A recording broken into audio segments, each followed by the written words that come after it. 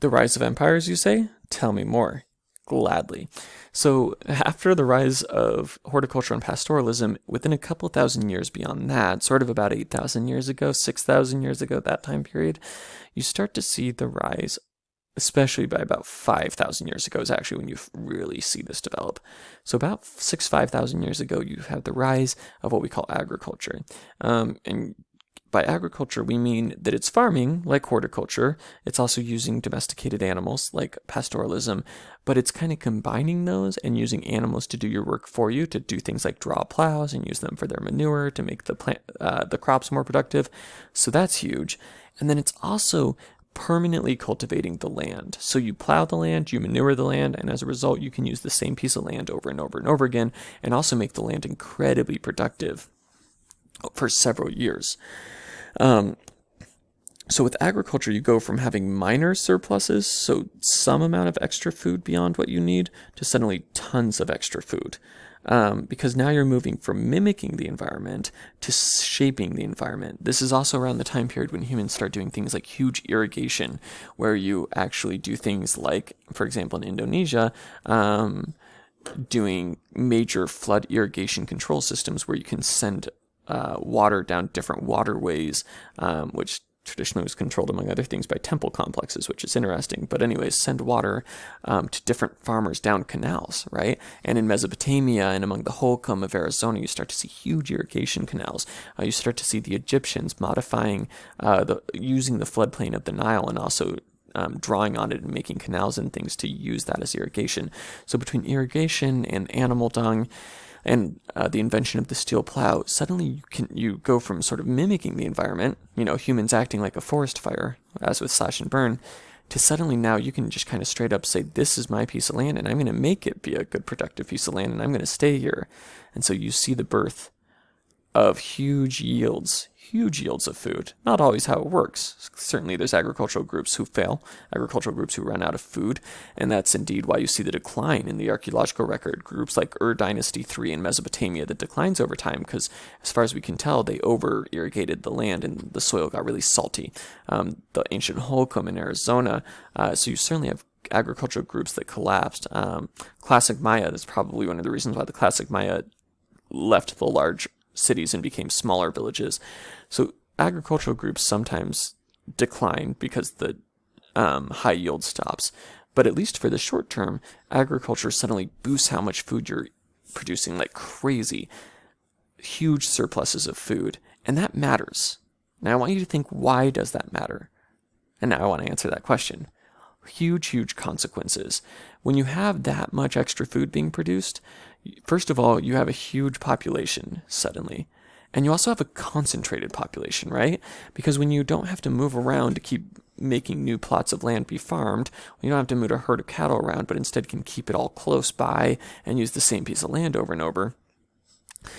Suddenly you have the rise of cities, okay? Groups of thousands of people in one area, which seems so normal to us. Concrete jungles seem so normal to us. And oftentimes the way you hear people talk make it sound as if rural areas are the oddball out. But rural areas was the majority of human history, even after domestication. It's cities that are weird, right? It's cities that are only a few thousand years old, because that would have been impossible for people 20,000 years ago. So suddenly you see cities. The other thing you see is specialization. So once you have Farmer Jane, who's making, her name wouldn't have been Jane, it would have been something, let's say, Mesopotamian or ancient Peruvian.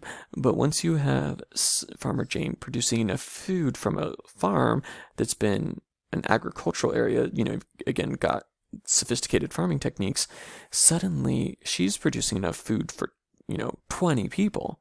And her family's only 5 people, so she's got 15 extra servings of food every day. And lo and behold, people don't just let that food go to waste. They start doing stuff with it. And one of the main things they start doing with it is trading. So Jane says, okay, well, hey, neighbor Tim, you're great at making pots. I kind of suck at making pots. I got a bunch of extra food. Could you make some pots for me? I'll give you some food so you don't have to go out and farm, because you suck at it, frankly. And you will give me the pots, and I will give you the food. that's a really simplified example, but that's basically what starts to happen is start to see the rise of markets. We start to see clear examples in the record of trading systems, of currency, of people doing different forms of specialization.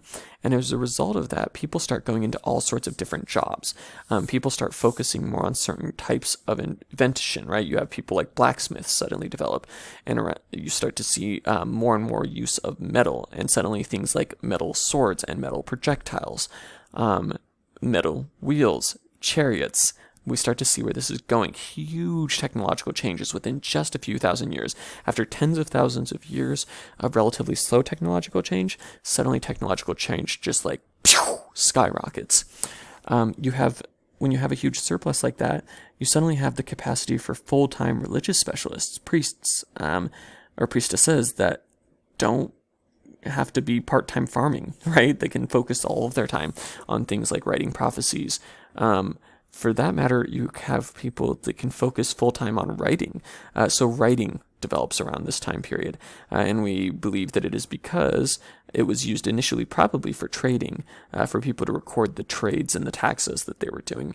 But then over time developed into modern writing systems, which of course dramatically changed the face of human history. If you're looking at a computer screen right now, it is because of modern writing, or it is because of writing. If you read a book today, it's because of writing. Writing changes everything. Writing changes how history is conceptualized. It's no longer, or it's now has, precise dating among other things. So writing changes everything. Not for every group, but for some groups.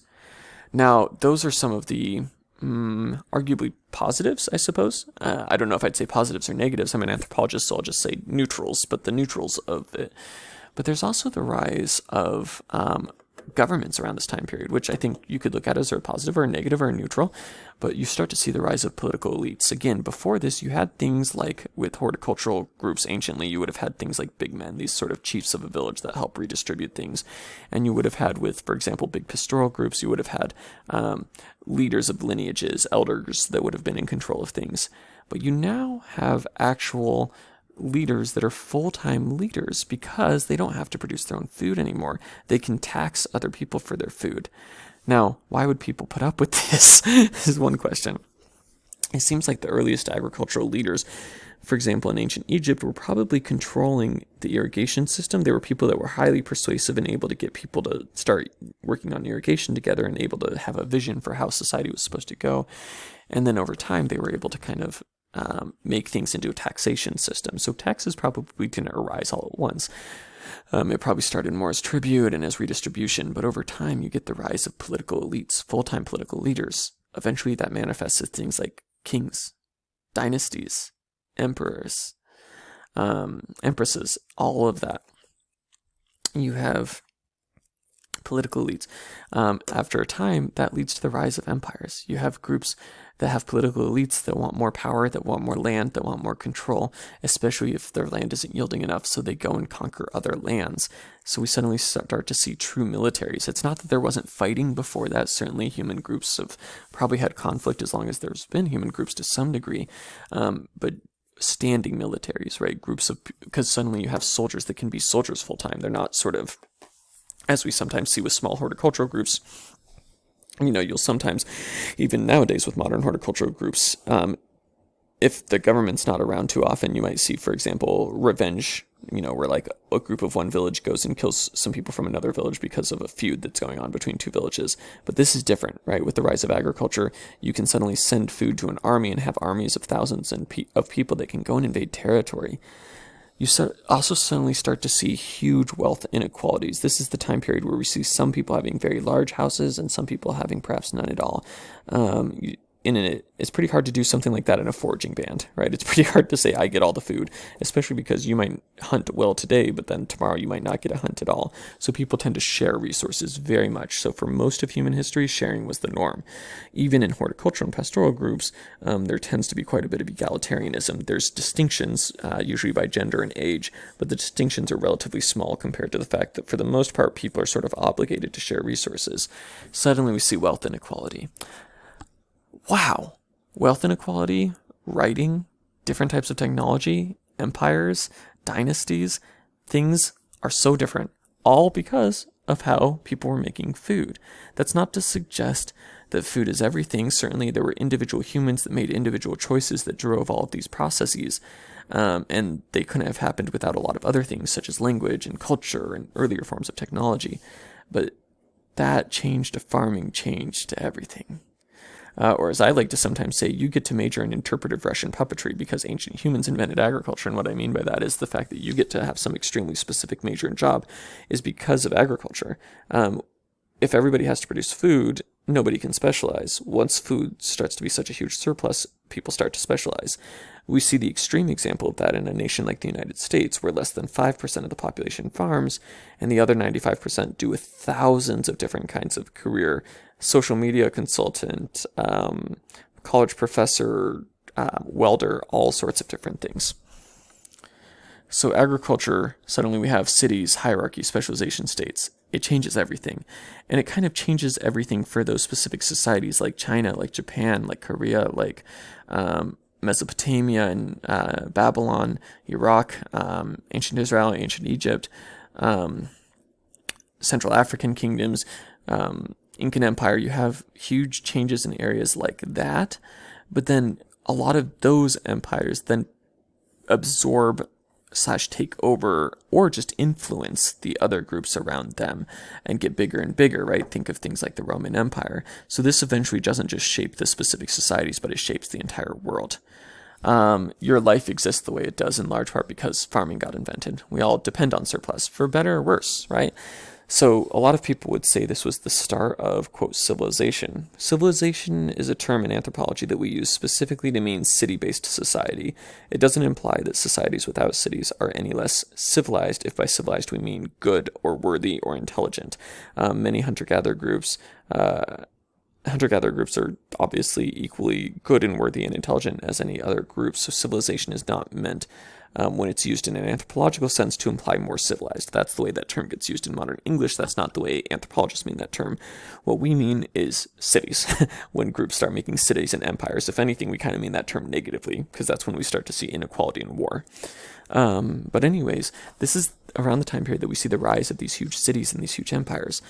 Do you think that's a good thing or a bad thing? It probably depends on your perspective. You read a piece by Jared Diamond called Agriculture, the Worst Mistake of the Human Race, where he argues that this led to all sorts of bad problems. You could read 1,000 textbooks that would argue the exact opposite.